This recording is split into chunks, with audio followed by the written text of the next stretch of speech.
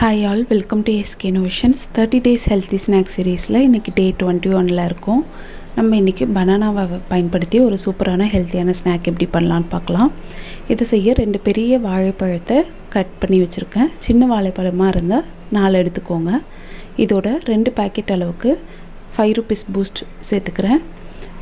அது கூட 1 கப் அளவுக்கு சர்க்கரை, 1/4 கப் அளவுக்கு எண்ணெய், 1/2 கப் அளவுக்கு பால், 1 பிஞ்ச் அளவுக்கு உப்பு, இது எல்லாமே சேர்த்து நல்லா அரைச்சிக்கிறேன் மிக்ஸி ஜாரில்.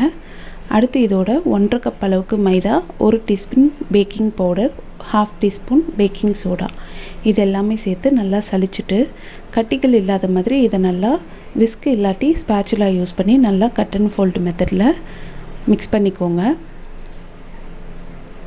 இதில் பார்த்திங்கன்னா இதில் சேர்த்துருக்கக்கூடிய வாழைப்பழம் நல்லா பழுத்து இருக்கணும். காயாக இருக்கிற மாதிரி இருந்தால் அதை வச்சு யூஸ் பண்ணாதீங்க. நல்லா மிக்ஸ் பண்ணிட்ட பிறகு 1 டீஸ்பூன் அளவுக்கு வெண்ணிலா எசன்ஸ் விட்டு நல்லா மிக்ஸ் பண்ணிக்கிறேன்.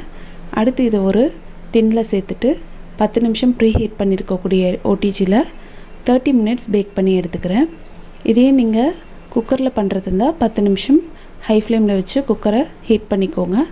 அதுக்கடுத்து 30 35 நிமிஷம் லோ டு மீடியம் ஃப்ளேமில் வச்சு இந்த பேட்டரை பேக் பண்ணி எடுத்துக்கோங்க. இந்த மாதிரி ஒட்டாமல் வந்ததுன்னா கேக் சூப்பராக ரெடி ஆகிடுச்சு. எப்போவுமே கேக் எடுக்கிறப்போ சூடாகவே நீங்கள் டின்லேருந்து எடுக்கக்கூடாது. கொஞ்சம் நேரம் அதை கூல்டவுன் ஆக விடணும். அதுக்கப்புறம் எடுத்திங்கன்னா பர்ஃபெக்டாக வரும். பாருங்கள் எந்த அளவுக்கு சாஃப்டாக இருக்குன்ட்டு. அவ்வளோதான், சூப்பராக வாழைப்பழத்தையும் கோதுமை மாவையும் பயன்படுத்தி ஒரு ஹெல்த்தியான பனானா கேக் பண்ணியாச்சு. இதை நீங்கள் மைதா மாவில் கூட ட்ரை பண்ணுறது இருந்தால் பண்ணலாம். ஆனால் கோதுமை மாவு செய்யும்போது இன்னுமே கொஞ்சம் ஹெல்த்தியாக இருக்கும். இந்த மாதிரி தொடர்ந்து ஹெல்த்தியான வீடியோஸ் நீங்கள் பார்க்கணுன்னா நம்ம சேனலை மறக்காமல் சப்ஸ்கிரைப் பண்ணிக்கோங்க. தேங்க்யூ ஃபார் வாட்சிங்.